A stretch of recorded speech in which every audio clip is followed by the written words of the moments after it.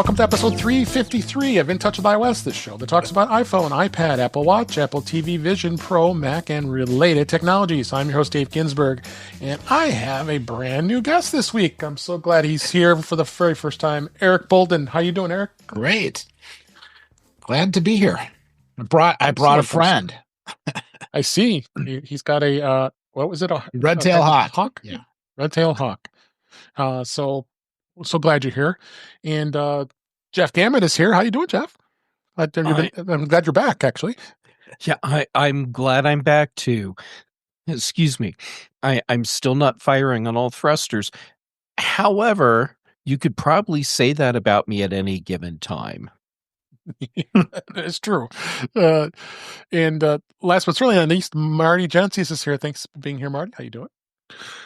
Well, it's the end of my work week, essentially. And so I wanted to get home here and get ready for the show. So I went through the drive-through and got home and had too many things in my hand and dropped my vanilla shake in the garage. Oh, no. Oh, no. So my wife said she's tired. She's going to bed. I need to take the dog out later. And I said, well, if I take the dog out later, I can accomplish two tasks. I can clean up the shake in the garage with the dog, and the dog can have a nice little snack before it's time for bed. So, and then about 3 a.m., you can be back up to clean up another mess. Well, let's not say we're going to let them know what happened. Fair. That is fair. So, as I always do, we haven't had a new guest in quite a long time. So, you are the pleasure of having you here this week, Eric. And Eric Bolden, we've obviously met at Macstock. That's how we've known each other for many years. And you are currently doing a great podcast with Marty of the Vision Profiles, as well as you have other ventures. But tell a little bit about everybody about yourself. What do you do as far as your Apple life goes? I've been playing with Apple stuff for a really long time. Currently, I'm doing IT work, so mostly Macs, some phones, iPads, and whatever oddball question you could possibly get coming from a statistician with an Apple logo in front of them. Yeah. But I also like to sort of mix it up and do photography. I figure I need a hobby that's not computers. So I picked photography using computers. and then, immersive photography so that I can have an excuse for the Vision Pro.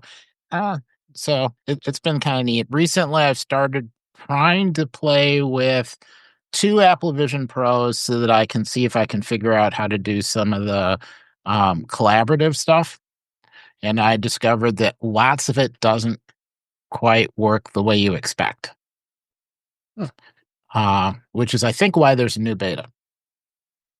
There is. We'll talk about that in just a second. But I'm so glad you're here, and we're going to have a lot of fun here. A third person now that has a Vision Pro, so we definitely can hit a little bit on that topic as well. So, but poor Jeff. Good lead in. Poor Jeff. Poor Yeah. Jeff. I'm just all left out. I blame Chuck Joyner because he never bought me one. Yeah, well, he didn't buy himself one, so. Sometimes he is so cheap. He is. Well, that's another story. But let's dive into This Week in Vision Pro. This week, for those who are not on beta, the 4th update was released of 2.4 VisionOS. And it, which came out as the actual operating system came out in September version 2, and it's 2 months after 2.3. So it went a full 2 months before the next version actually came out. All 3 of us, of course, beta test. So this, of course, did bring Apple Intelligence to the Vision Pro for the very first time, and now that iOS 18.4 is out, and I'm very excited because I don't put beta on my production iPhone. I now can get access to the Vision Pro app that's on the iPhone. Yeah. And the Vision Pro does have an M2 silicon chip inside, so it's capable of running some pretty insane stuff with Apple Intelligence. Of course, it added the image playground and the Genmoji, and you've got a lot of stuff we've been talking about with that, as well as improve the guest user, which we've been talking about quite a bit in beta, and the Spatial Gallery app. I've been trying to play around with that a little bit. As like I said, the Vision Pro app on the iPhone is great too. Eric, how have you been actually taking a look at any of the Spatial Gallery stuff that just came out? Obviously, you've been beta testing it, so what have your thoughts on that? Yeah, I have kind of played with it a little bit. It's really nice to get sort of a selection of curated content, so you don't end up, there's other places where you can get some nice, immersive content, but it varies a lot. Sometimes it's low resolution, sometimes it's high resolution. This is nice and consistent, so it. Hopefully, they will open it up and have more examples and more artists that they can feature, and maybe there'll be a secondary app. But it's a good example of lots of the different types of content all in one spot. Absolutely. Marty, you feel the same about the spatial? Have you tried the Spatial Gallery? Yeah, Eric's kinder than I am about it because I just don't want to look at other people's photos. I want to make it available for me to load my photos on it so I can pop it on somebody else's head and they can get the experience of shots that they might be familiar with because it's family or locations that we've been to. But right now I'm restricted to watching what Apple decides to put in the gallery. And I don't know if that's going to change. I think it's still just going to be a side, it might just be a side app where Apple puts cool stuff in. And for me, that's not enough. So, but to be fair, you can create an album in Photos and share that album. Yeah, then okay. And then it's your stuff. We always fight like this, Eric. I don't understand. Yeah, well, I agree with you. I installed the. We'll talk about. We probably just go ahead and move on to beta. The beta version of VisionOS 2.5 was released this week, and I just installed it yesterday and started playing with it a little bit. And there was some improvements, and Eric, you did mention to say that something was added to that 2.5 added that you may have found, right? Yeah, I was having some problems if you do FaceTime to another user of the Vision Pro, and then you try and share content back and forth and look at that person's location. I was having more inconsistencies with the 2.4 version. I'm not positive. I think that they've started doing some changes with that, but I'm not positive because, for some unknown reason, the other person with the Vision Pro doesn't want to wake up in the middle of the night and talk to me. So there's some scheduling things, and I'll do some more checking with that. The sharing and are basically collaboratively looking at an album that does work pretty well, and the panoramic shots, it's good. You can create an album, have a sequence of panoramic shots, and share it with the other person when they drop in and make it immersive. They get that kind of cylinder around them, and then you can control and advance it so you can get them to jump from spot to spot. So we were doing the Grand Canyon. That was pretty cool. Yeah. What did you find, Marty? Did you find anything interesting? Not yet, really. I've been tied up the last 2 days and saw that the beta came out yesterday, but haven't added it. So I'll be curious to do, and haven't seen much chatter about it in Reddit or other places, at least that I could find. I do have the actual release notes from Apple's developer site. There really isn't much to show that is too really exciting. So kind of kind of disappointing, but that's the way it goes when it comes to this updates. But it it's installed fine, and it was pretty incredible. I'll go back to 2.4 real quick. Boy, that was a huge update. I think it was like something like 8 gigabytes. I don't know if any of you guys noticed that. Wow. It was like, Yeah. wow. It took a while. It took quite a while on that. So I think it was pretty insane that is that big, especially when you only have 256. Well, most do. There was 512 for the offer too, wasn't there? For the Pro, was there not? Mm-hmm. And a terabyte, and of course. Yeah. Oh, there is. That's right. But you had to pay a good chunk of money for that. So I've been fine with 256. It's working out fine for me. So, but anyway, yep, that's about it. As far as I could see this week on any Vision Pro news, but we'll keep reporting and letting you know as new things come out. I know we got probably a full 2 months yet before the next immersive video that we know of is going to be coming out. That's the U2 concert. I'm going to be very interesting to see where that goes. And it looks like Apple's also doing a lot of trailers with immersive videos too. I saw a couple quick snippets of things, but I think everybody's itching to get some new content in the immersive area because that is just the most phenomenal thing. I mean, obviously like Metallica and some of the other things that were out there. I like watching those again. So did you have anything to add, Marty?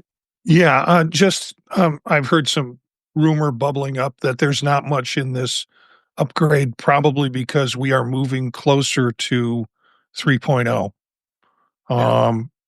This is just going to be tweaks. We're not going to see any major applications or changes at this point, and we'll hopefully get 3.0 out before WWDC. Yeah, I would venture to say it may not come out till WWDC. So, yeah. And it definitely isn't anything that we're going to be seeing until then. But I would think that day, probably just like all the other updates, with iOS 19 and iPadOS 19 and all the others will probably come out there as well. So let's go ahead and move on in beta this week.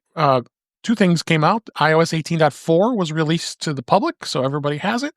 But we always start with beta first, so I didn't anticipate this, but it happened. iOS 18.5 beta 1 was also released this week. That's the first seeds that are out this week. That was out to developers for testing purposes. There really hasn't been much discussion as far as what we're waiting on. Obviously, we're waiting on some of the Siri Apple Intelligence features. You don't have much else with that right now, so I haven't really seen much else that I could find. There are a couple everything's as far as what new things are in it as well. They did make some updates to Mail. If you tap the 3 dots in the upper right corner of the Mail app, you can now toggle contact photos on and off directly from the interface. The Apple Care info is now in there very easily, so you can see what your Apple Care coverage is. As well as more features, there wasn't really much that we saw here. Eric, you're on beta, I assume, and did you see anything comes across with that? I did not do the iOS beta because you didn't. Okay, I'm sorry. I can't live without my phone. Now, I did to be able to check the software out for VisionOS. So I did the 2.4 and the beta for that, 18.4. But then when it was fully released, I kind of froze it for a bit.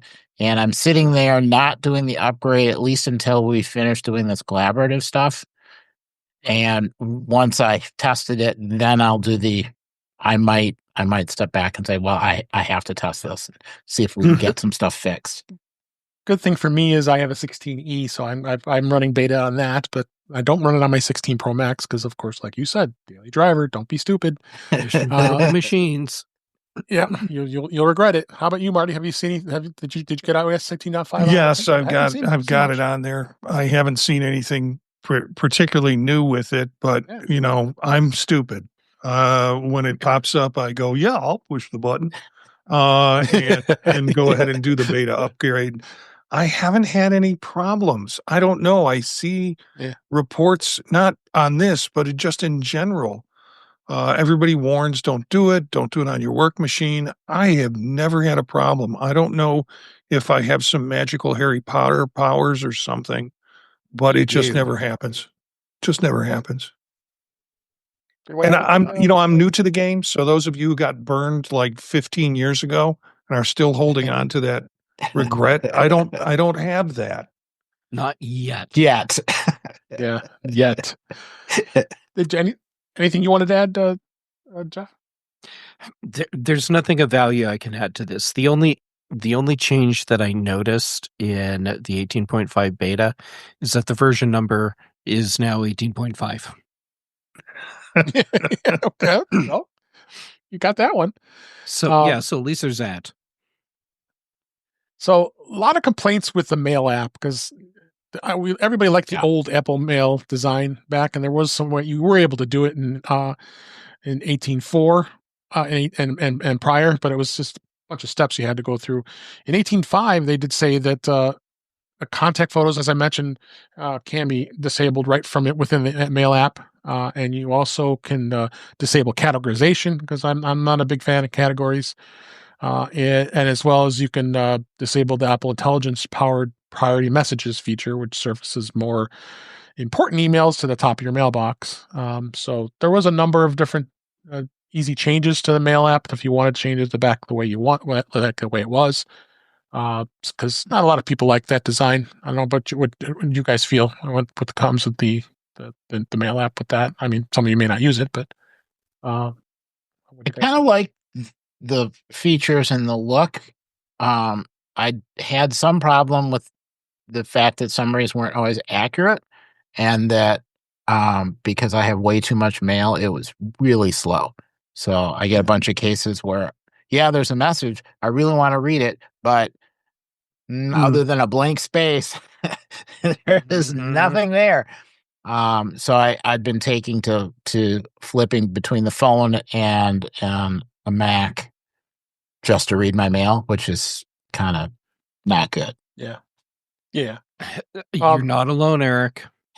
Yeah. Apple Mail is still a kludgy kind of janky app. I know for some people it works great, but I always feel like it's this close to just spinning apart completely. Yeah, that is true. And we've also got, I want to mention our chat in our YouTube channel, youtube.com/intouchwithiOS. It's great to see Webb Bixby in our chat. And he did ask, I'm not going to upgrade iOS to iOS 18.4 until Dave says it's okay. Well, I say it's okay. Webb, I would do it because it's been out for a few days here. So I think it's okay. I mean, I think it's safe too. Between all of us, we've been running 18.4 for quite a while now. And if there was going to be a problem by the time the public release came out, we probably would have encountered it. Yeah, absolutely. I have a unique situation with mail. The way I sort my mail is to have my office mail, unfortunately, has to run on Outlook because that's what the company is, college is all set up on. So I have two mail apps on my phone. I have Outlook, and then I have the mail app, which handles my iCloud account and my Google account. And I've noticed some of the delays that Eric has spoken about, particularly when I've closed down the app and am waiting to open it up to catch up with it, because I bounce between my Mac and also my phone for mail. Just that's my workflow. And it seems to respond better on my Mac than it does on my iOS device. But it's kind of nice. It's helped me keep my two worlds separate in terms of material, having two different apps instead of having one app where I ran everything through it. So, again, I'm running the betas. So don't do what I do. Don't even do what I say. Yeah, there's no question. Don't do it when you do update the beta on an iPhone unless it's unless it's something you want to brave. A sacrificial machine. Yep. So let's talk a little bit about some of the updates to 18.4. We've been talking about it during the beta cycle here, but 18.4 did add an Apple Intelligence priority notifications feature that shows you your most important notifications first, and then priority notification is disabled by default, but you can turn it on by going into settings, notifications, and priority notifications to tap the toggle. Visual Intelligence is now available for the iPhone 15 Pro models. So it was always on the 16 models, but the Pro and the Pro Max, it's not an option just limited to iPhone 16 anymore, which is great. And then the Visual Intelligence action button, you can add that to the action button that activates that. So you can do that in the 16 in the iPhone 16 models. There's a control center area for Apple Intelligence, includes the Siri option as well as the now removed Siri section. So you've got that as well. The Image Playground sketch tile. I know, Marty, you're just a big fan of Image Playground. That's available there. Of course, what else would be there without having some new emojis, which is some fun, silly ones like a harp and a fingerprint and a tree and all kinds turnip. of crazy stuff. I've been waiting for the turnip. Turnip's important. We talked about the Vision Pro I thought app. that was a radish. Yeah, I thought that looked like a radish, actually. Okay, so it's a radish. Yeah, you're right. We talked about the Vision Pro app, of course, and then Apple News Plus, which was announced during beta cycle for the Apple News Plus subscribers now have a Apple News food section, which will feature tens of thousands of recipes, stories about restaurants, tips for healthy eating, and kitchen essentials, and all kinds of more. Ambient music we've talked about, so that's there as well. And then you have all kinds of other new things. Genmoji, which I'm not a big fan of. There's new options in the Photos app, which allow you to filter your libraries by images that were shared with you by others, or by those who are not included in an album, which is useful for separating out the content that you've organized into albums. So they've added that as well. So a number of other items here that were added as well. So I mean, it just keeps getting updated. And anything stand out for you guys that you've liked on this update at all? Eric, I'll start with you. Searching in pictures seems to have gotten significantly better. And I've had like some really weird searches, like trying to find a particular tomato at a farmer's market, but not remembering which one it was. All of a sudden, I get all the tomatoes in my pictures. I can scan through.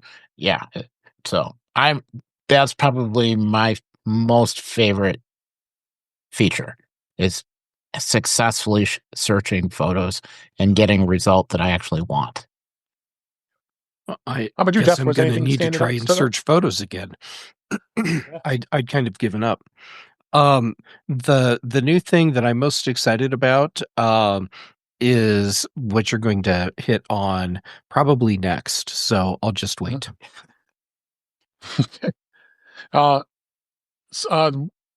Anything with you, Marty, with this? Yeah, I move around from new pieces to new, but this week it's been ambient music because I found myself in a place where I've got to get some work done, and I can't have general music on with vocals. I can't have a movie going or something else in the background. And the ambient music has worked out really well for me. So I've been playing around with that. I also like the fact, since I have a 16E, that you can do the Visual Intelligence action button. You can add that to the action button. So we don't have camera buttons per se on 16Es like you do on the other 16 lines. So having a quick kind of action button for that particular action is great. Yep. A couple other things that stood out here is Apple iOS 18.4 now is going to let you set default iPhone apps in these new categories. The translation default is available broadly, whereas the navigation is limited to the EU. Translation is now available everywhere, so you can actually change it to default translation app from Apple Translate to maybe a third-party app such as Google Translate.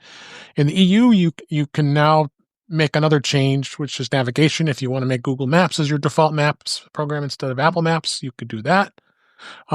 As well as you could change your navigation to Waze, so that has that available as well.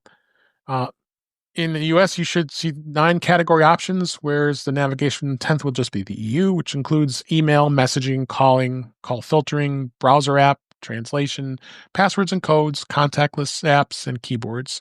So a lot of that stuff's been around for a while. So you've got some pretty good things that now changed your defaults to even more. Anything you wanted to touch upon on this, Jeff? Yeah, I'm glad Apple is giving people more control. I think for at least a subset of us, this isn't as big a deal as excuse me, as people are making out.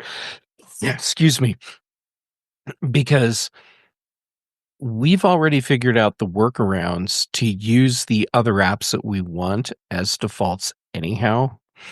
Mhm. So giving us a system setting to change them at this point feels more like a thing to keep regulators happy, as opposed to something that most people are even going to mess with. Yeah. Anything else you guys want to add on this? It feels like it's one of those features that will make it so that when the S lady is more helpful and wants to launch something for you, she has a greater chance of getting it right. This, Yeah. so kind of tweaking this and adding things and adding categories, I think is just a way to improve accuracy. We just haven't seen it being used a lot yet. So I think going forward, this is just sort of that first step. Yep. So it's good to see we can make some changes to defaults. I mean, we've had a number of the big ones like browsers and such that have been there forever. So we're good with that. So another thing that they did with iOS 18.4 was the Messages app. You now can they've added new RCS features for a lot of new users. It was a big upgrade in the iOS 18, but the biggest impact was RCS support. It was been a slow rollout, but among some carriers. Fortunately, with iOS 18.4, Messages is now to a lot more users, including Google Fi, Mint Mobile, and others. So now you've got other features includes the typing indicators, which I love. Finally, see that from an Android user. Read receipts, much more improved media sharing, and then the tap back reactions, which are kind of cool. Of course, now only the 3 major carriers were doing it. They all supported RCS, but now you have a long list. As I mentioned, Google Fi and Mint Mobile. You also have Boost Mobile, Metro by T-Mobile, Tello, Ultra, US Mobile, and there are more. So if your carrier hasn't done it, so that's good news for you, Jeff, because you have Mint Mobile, and Yes. that is a good thing. Excuse me. So, This is the have you feature noticed? that I was most excited to see, and I'm very well aware. I don't have Apple to thank for this. Is the carriers, they have to do the update on their back end. Yeah. And it took a lot of these carriers a stupid long time. So hooray, it's finally done. I have quite a few people that I'm messaging with all the time that are on Android phones, and many of them, they have RCS support available. So for me, this is great, because now I feel like I'm on a more even, more robust playing field with Android messaging. So not like I'm saying, oh, finally I have Android messaging features. It's just now features that I have come to rely on and expect to have for years. I can have those with my Android chats as well. Yep. Marty, anything you want to add? I've been enjoying this so much because I'm in a mixed marriage. By that, I mean my wife's relatives use Androids.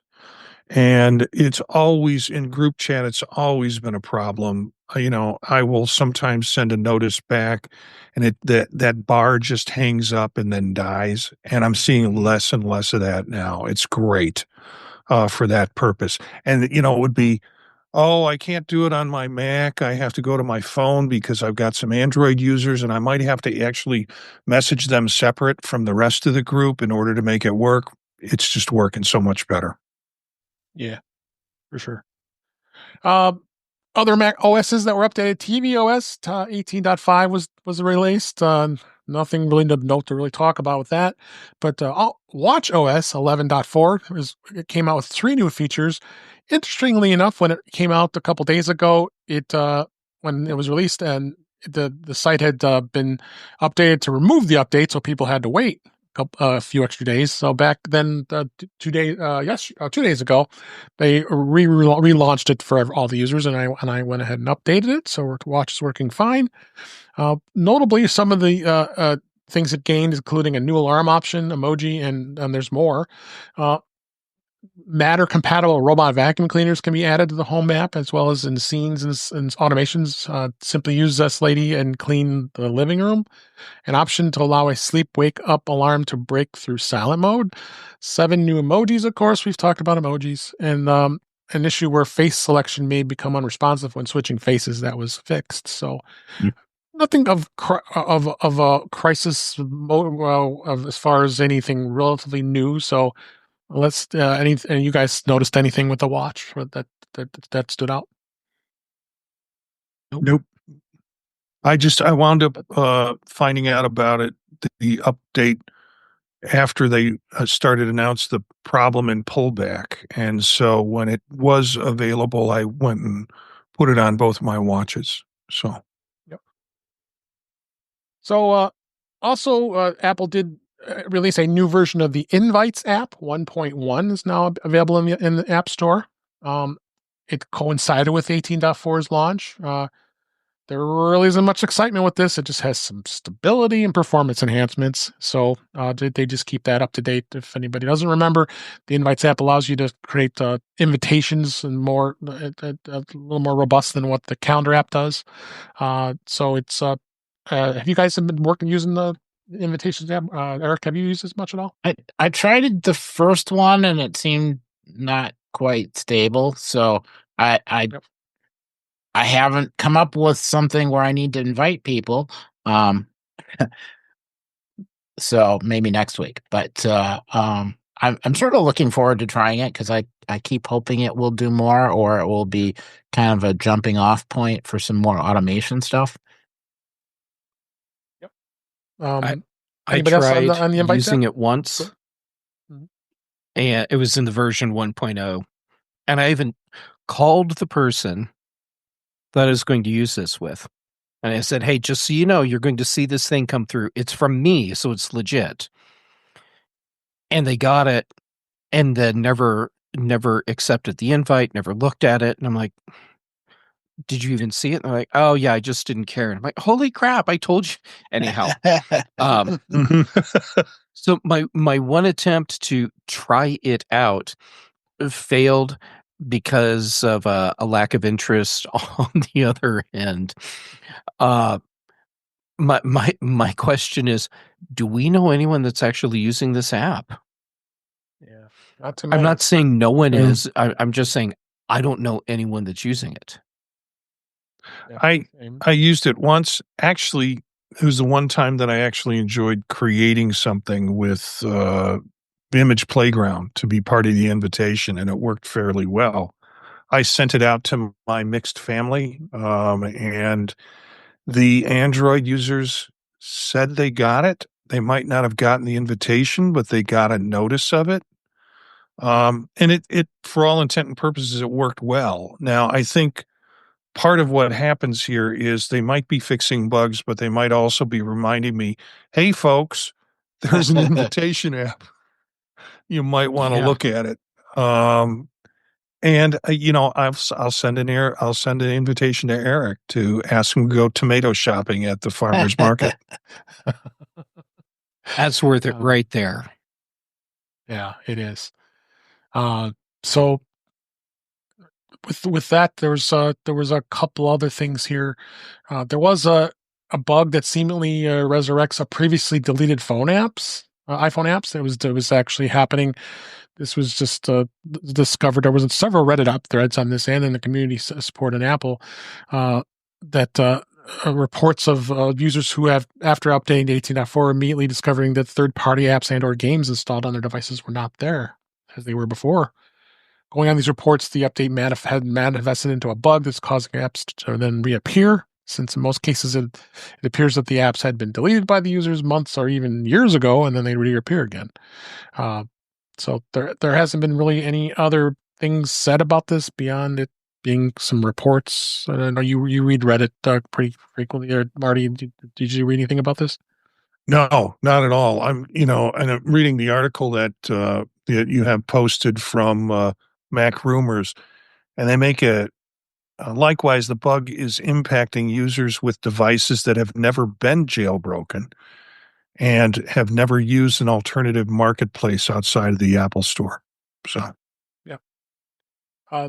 So that's about it. Like I said, it fixed. You definitely want to get all these updates out. It's about 50 plus vulnerabilities. So there's another reason by itself that you should be updating to 18.4 for sure, as well as macOS Sequoia 15.4. So be sure you do run the updates here. So that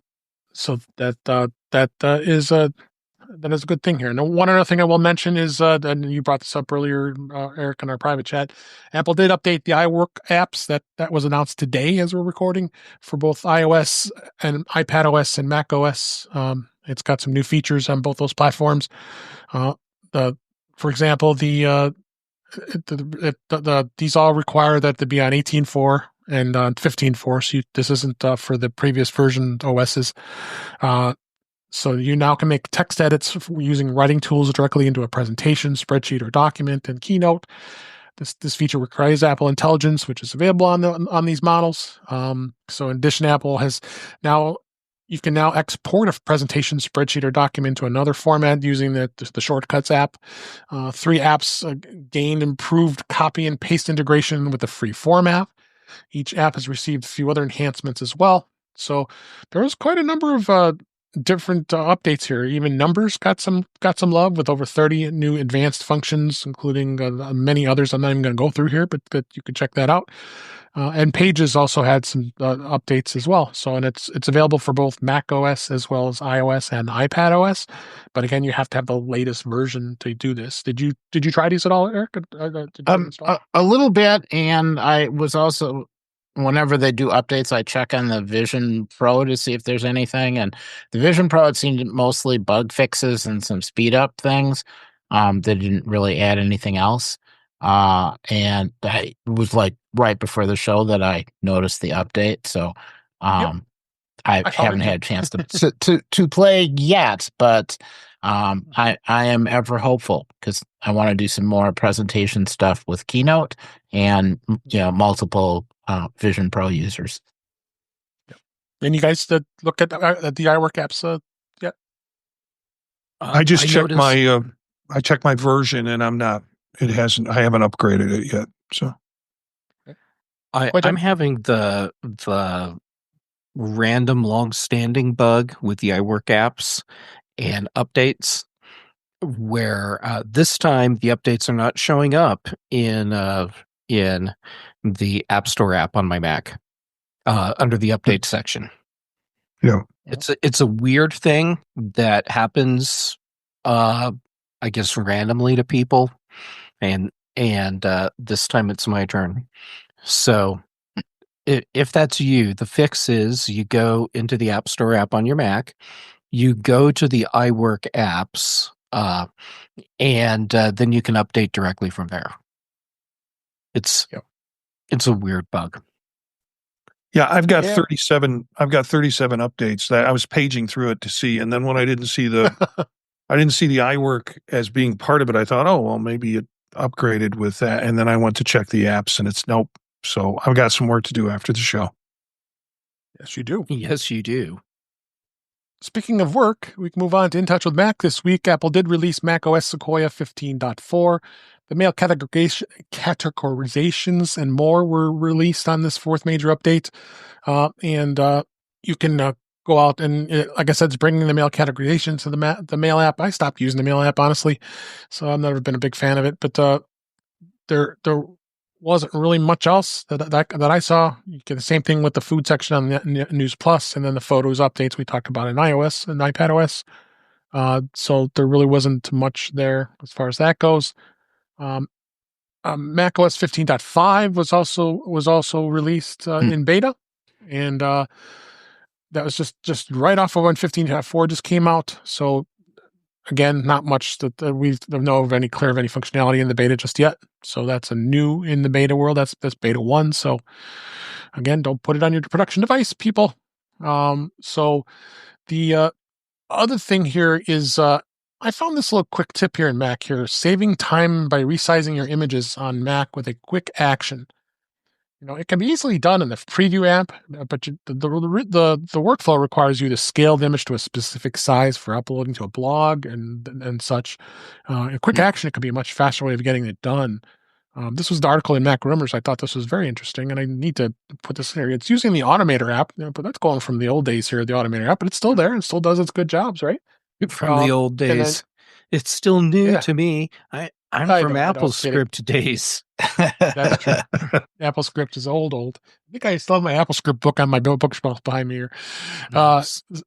So yeah, you create a quick action, and it puts it on the quick action under files and folders action. Then you get specific Finder items in the workflow area, and then you can go through and program this. And I think this is worth going through this article and setting this up, because I like to resize photos quite a bit, and it's always a number of steps you have to do to get it done. So I'm not going to go through the whole thing here, what it can do, but check that out. And this is something that interests you guys. I think this is something that is pretty cool.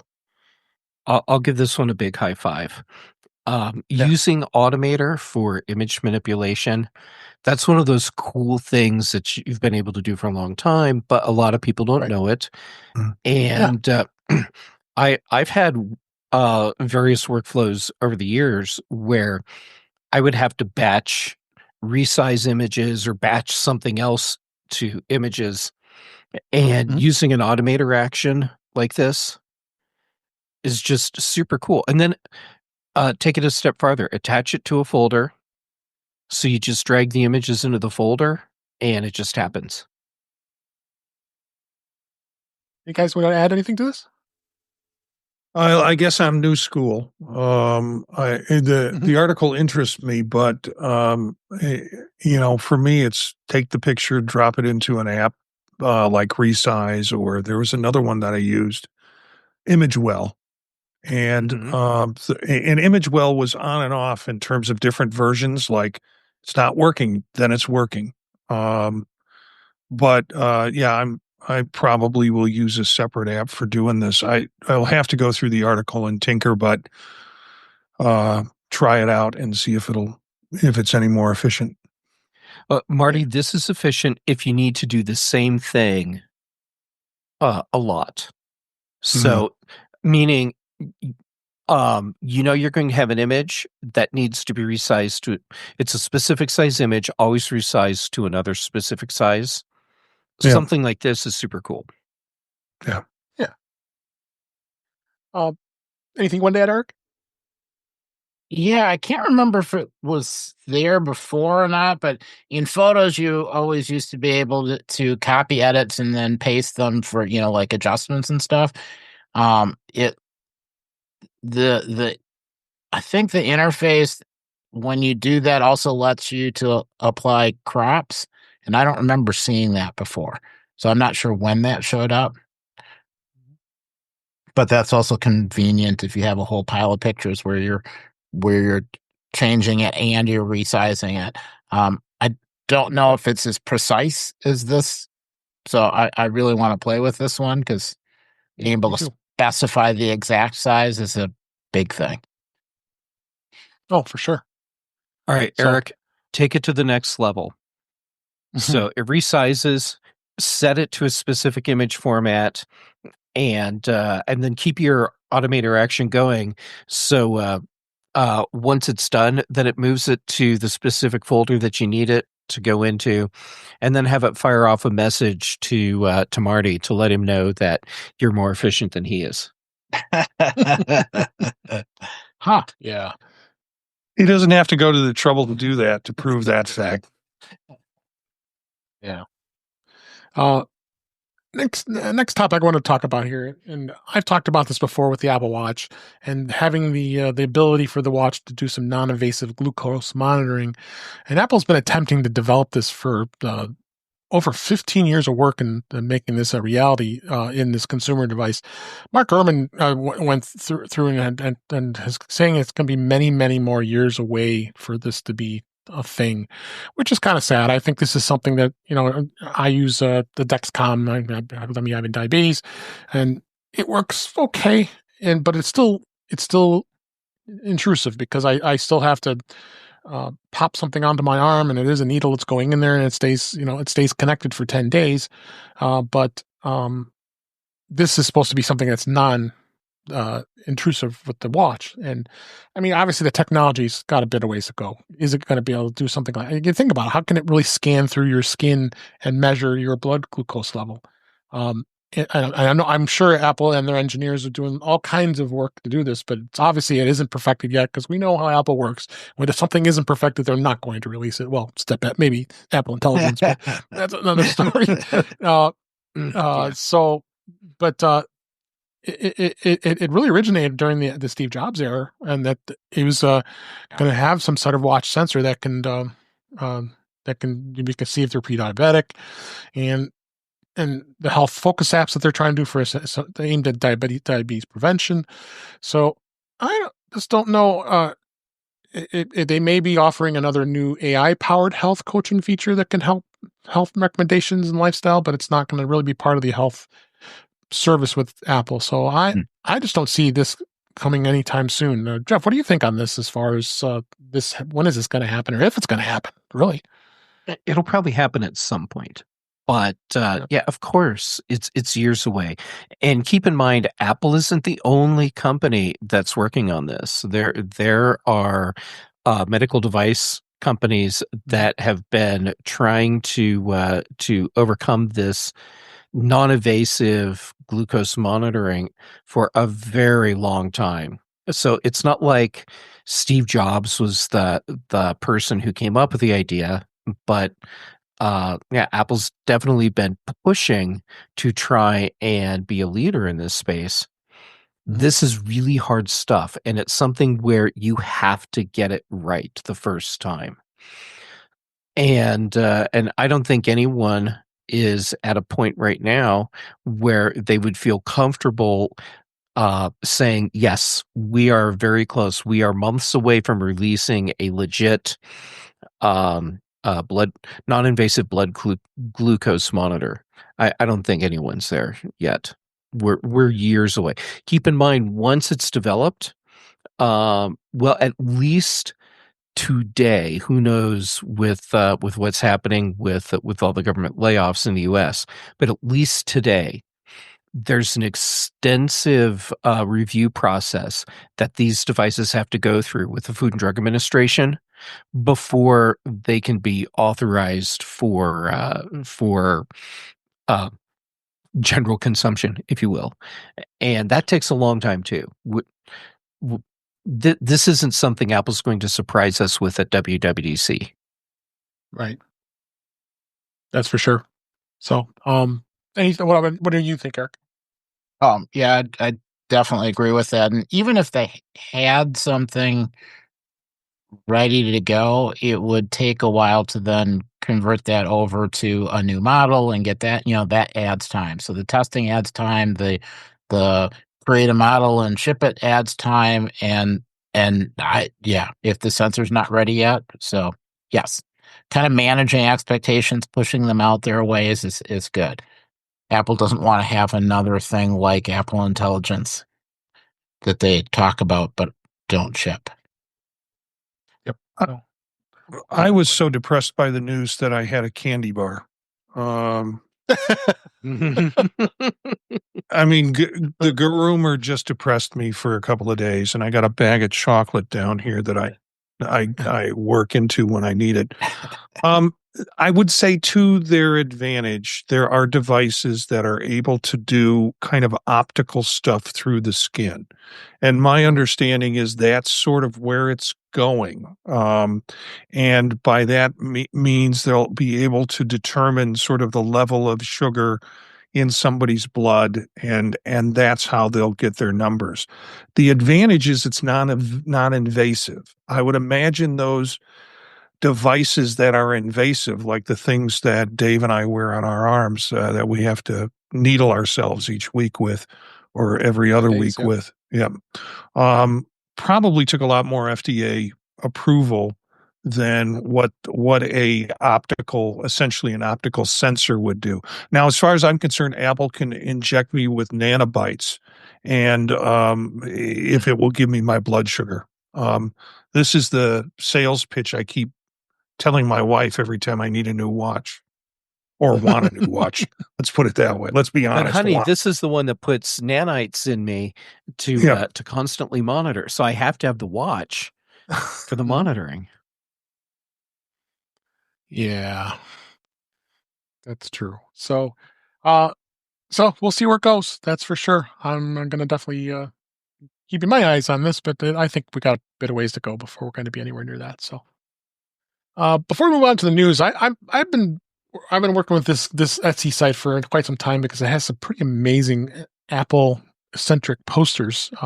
It's a store called KOF Design Art, and if anybody hasn't noticed, for many years that behind me, when I'm on here and it's kind of blocked, but I have a poster behind me that says the evolution of the iPhone, and it shows every single iPhone that's ever been released. So of course, what's cool is he updates it every time there's a new device that's released. So, and of course, I got obsessed and probably bought every single one of these are on the first page here, because you have the evolution of the Mac, evolution of the iPhone, the evolution of the iPod, and the evolution of the iPad.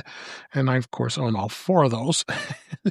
I didn't print them, but the cool thing is it's just he updates it. And, in fact, I had reached out to the seller and said, hey, he hadn't even updated the iPad one yet because the iPad Mini had come out and it wasn't on that poster just yet. So he did it, and then of course shortly after I mentioned that, both the new Air came out, so you had to get all those new ones for this year. So, but he updates them very frequently, and I asked him nicely, he said, hey, I just bought this one, and then now this updates, because anyway you can offer me a link, and then he did. So that he didn't have to do that. They're not expensive. He's charging about $6.98 for each of these posters. Yeah. The cool thing is he does it in different sizes, so you can get all the way down from 8.5 by 11 all the way up to 24 by 36. So you can print it into a big frame. I know it's blurred here, but that's behind me, and it print a nice big size poster, which is really cool. And I got to update that one now, because of course I got the one with the 16E in the new poster. So yeah, I'll be printing all the time. I send it off to like Instaprint or whatever those places that print out those big posters, and pay that every year. But they're really cool. I mean, and especially the old ones like the iPods, and seeing all the old iPods, just using it as a desktop background, I think they make some great stuff. But if you take a look at some of the other things that he offers too, he's got some great think different sayings that Steve Jobs had said, as well as if you go into the category, he's got almost 59 different poster series for Apple. Of course, he's got that Yum one like you have, Marty, Right. you got from Macstock last year. As well, he's got a lot of think different ones. There's even one for the very original Apple 1976 logo. And it's kind of fun. I wanted to give him a shout out and see how much cool things that he has. And he's got other stuff besides Apple on his site too. But I've been following him for a number of years here, and I thought, what the heck? I'll give him a shout out for helping me out with this stuff. So check it out. I think it's really cool. It's links in the show notes. It's on Etsy. So and it was really cool. So all right, let's move on to some of the news stories this week. A couple here. Visa and American Express are vying to win Apple Card deal in a very fierce fight. Apple wants to pay Visa wants to pay Apple approximately $100 million for its new payment network for the Apple Card. This was reported from the Wall Street Journal. Right now, the Apple Card is on the MasterCard payment network, but of course it's set to change because Apple is that's what they say anyway, is ending the partnership with Goldman Sachs, as we've been talking about before. American Express is also vying to replace its service as well. So they're kind of battling this out. they've been working on this dissolution since dissolve this partnership since 2023. Nothing really's come of it. I know they were looking at JP Morgan Chase and Synchrony Financial was in talks over with Apple. Apple's being very selective. I think they're just making sure that they do the right thing. I'm thinking pretty over 12 million users in the United States with over $20 billion in balances, which is pretty amazing if you think about those numbers. So I think this is something that, I mean, I love the Apple Card. I wouldn't go without it. I mean, the financing for any Apple product through the Apple Store is amazing, and I'm going to look every month how much I pay every month. It's like all the things I have, but it is what it is. I mean, they as long as you buy an iPhone with the carrier that was one of the rules they changed. Now you get 24 months for the iPhone. You just pay straight out, divided by 24. Not as much as the monkeying around with the carrier. You know, I'll say when you do buy an iPhone from the carrier, and when they say, "Oh yeah, you get 24 months," and because I traded in an iPhone as I talked about a couple weeks ago, I got $500 credit for the iPhone 13 Pro Max, and that's how I bought the 16e. So that left $100 left on my balance, but of course I have to pay that over 24 months. So what is that? $10? That'd be crazy not to pay that ahead of time, because then I would have to pay the full 500 because it's considered a 24-month credit. So, but anyway, so they do have some good financing options with the Apple Card, and I'm hoping that this goes well, because I really enjoy that card. And I think many of you have cards too, don't you think, Marty? I'm excited about this because these are like two of my favorite companies, and I have cards with them, and it's like watching two friends duke it out. You're kind of cheering for both of them. The other piece, and you know, it's been a worry what's going to happen to Apple and the Apple Card. And now that we know we've got two people seriously looking at it, I heard something this morning that really what the issue is not the card, not the issue, but where the profit is for these companies is not the card, but the traffic that goes through their pipeline. So, and somehow that enriches the service that they have and what they produce. So, not that they're going to take a hit on the Apple Card, and we don't know what the arrangements will be with it, but it's more than just having a card associated with it. It's really the financial stuff that goes through their pipeline. Right. And a good note from Web Bixby in the chat room here. But remember, this is just to use the network. That's what that is. American Express is the network. Right. But American Express can be a bank too, because they are a bank. Whereas Visa is a network. But you know, what bank does this is a whole nother story. So they got to also get that in place too. So maybe American Express might be a little more lucrative because it's both. You know, it's both the network as well as the bank. But hard to say. So, any thoughts on this, Eric? Well, I'm hoping for Visa because I keep shopping at Costco and you have to use a Visa. So I haven't been able to use my Apple Card. I have to use like Apple Pay, which is Visa, and it's more roundabout. So, yep. Well, I do both Costco and Sam's. Sam's takes the MasterCard, so I can use. I think they take Apple Pay, if I'm not mistaken. They do. Sam's does anyway. But I mean, if you have your Visa card in Apple Pay, that's not like you can add your Costco Visa, which I have that. You can use it. You can use an Apple Pay. So, any thoughts, Jeff? I feel like I should make popcorn and sit back and just watch. Because here we have reports that Visa and Amex are both trying to get on this. I'm wondering, is the easier path for Apple though to continue using MasterCard and just find a different card service to use MasterCard? Because it's not like they have to give up MasterCard, right? Right. And like Webb said in the chat here, you know, they're not out of it yet. And you know, MasterCard's looking to stay with it as well because they know how lucrative this is. I would think, right? So, all right, let's talk about Max, which is HBO Max. They rebranded again, and this time I guess it succeeded. Maybe HBO Now gave way to HBO Max, which became just Max, and then Max is getting HBO vibes by getting yet another rebranding. This go around, it was just mainly about color changes, but it might be the most successful rebranding net for the streamer. Is that true? It went from this No. crazy purple blue, and now it's black. Okay, I'm opening it right up to Jeff because you are the designer. Oh my God. This- Okay. that's So suspension with the color. what they did with the logo, it does look a lot nicer. And it does have a feel that's reminiscent of when you would see the HBO logo on a television. So I get what they're going for here.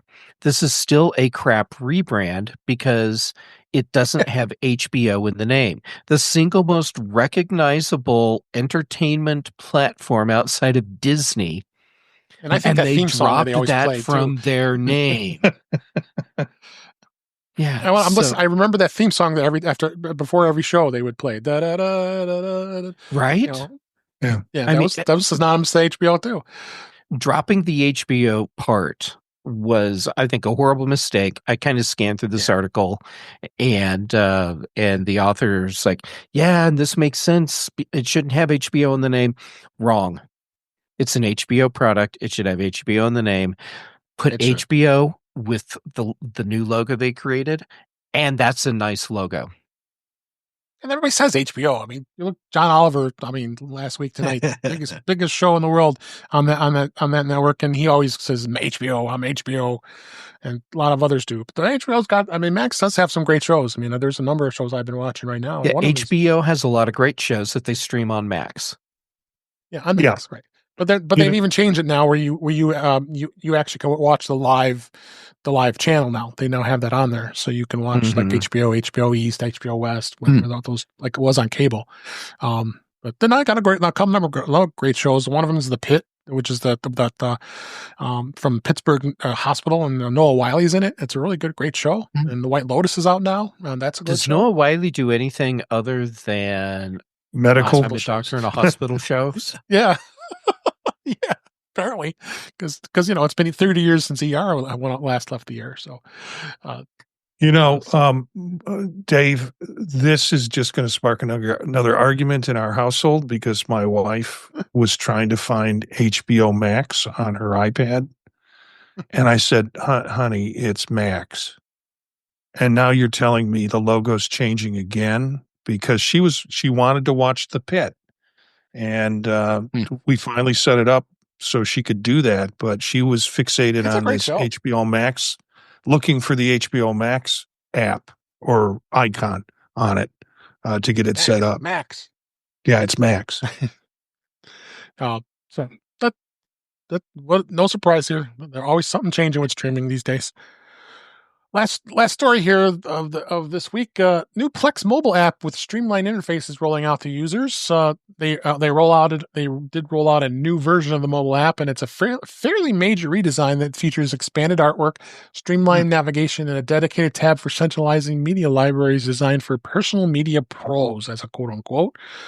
The Plex said in a forum post that the updated app is being fully deployed over the course of a week and introduced several key improvements from feedback that everybody said on it.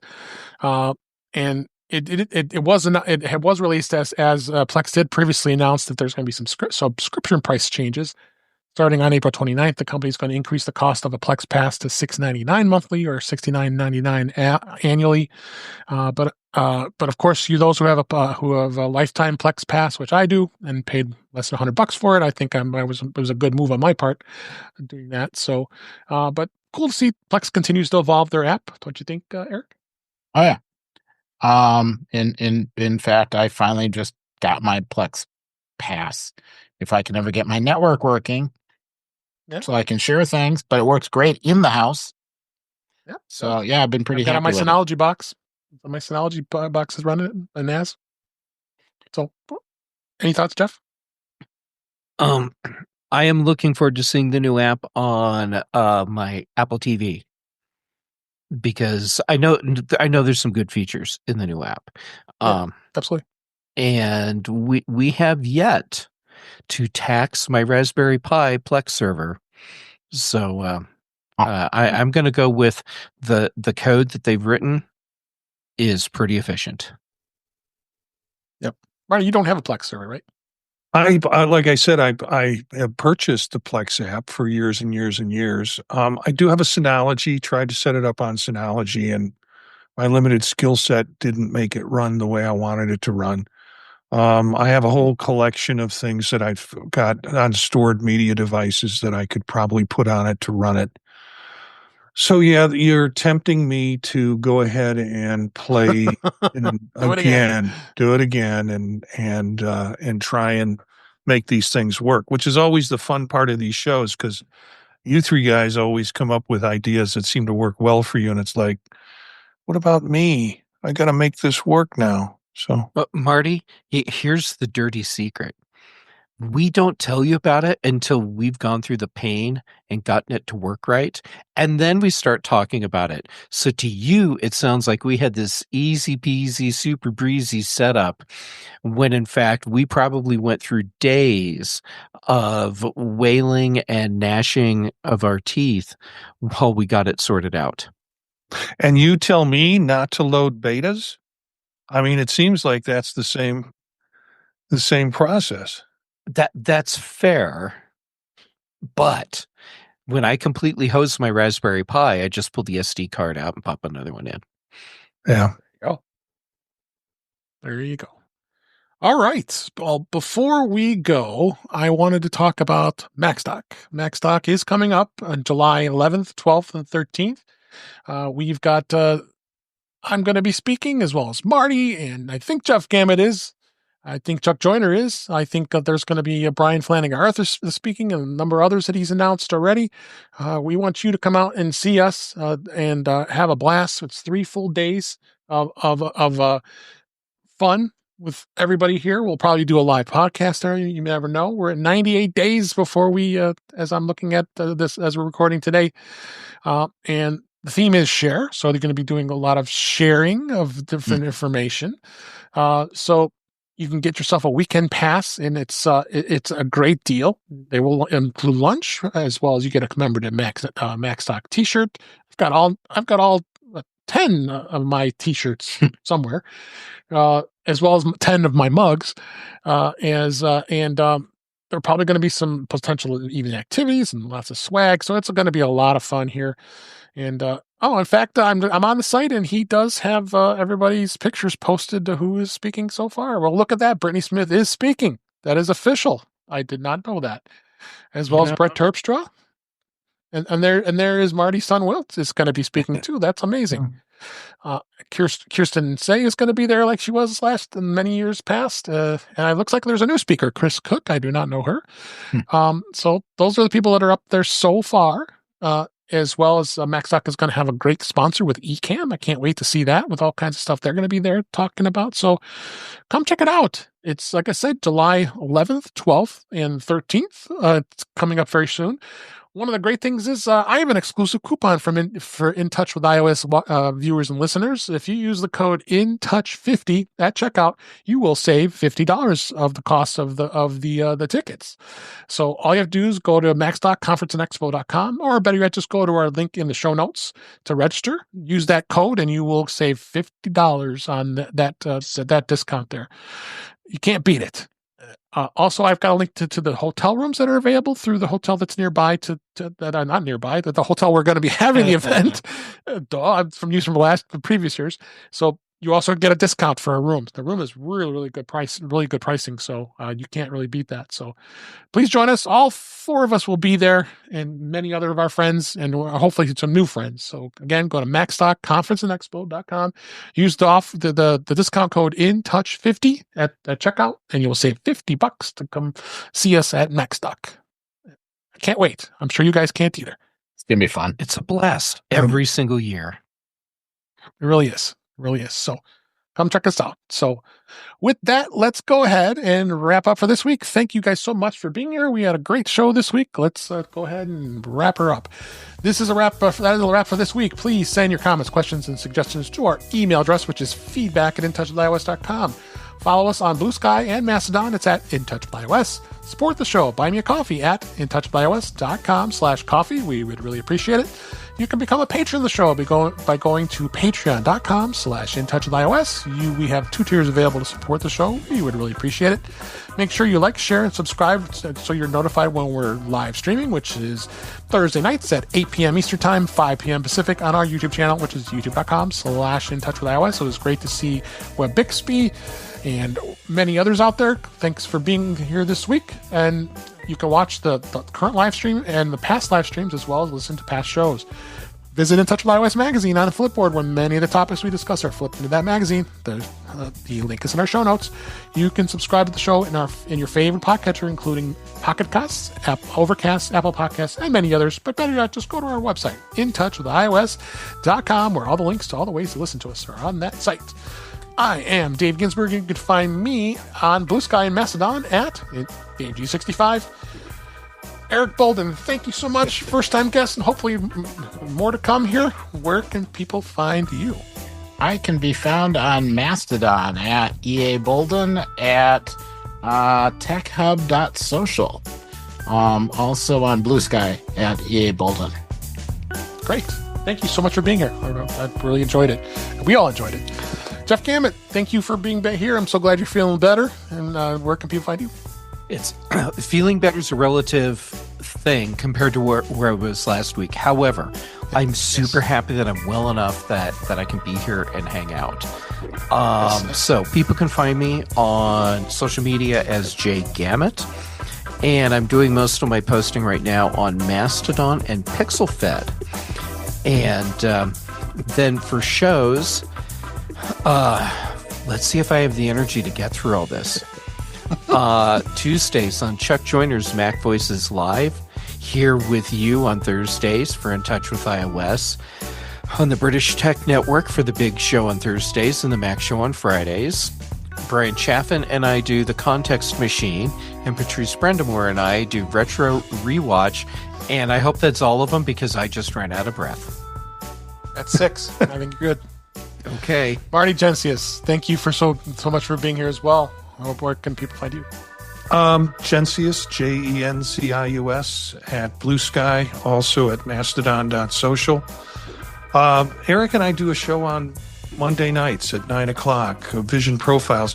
We are 2 shows away from our 50th episode, so that's kind of fun. That's super cool. And we'll be giving gold gifts back and forth to us because it's our 50th show.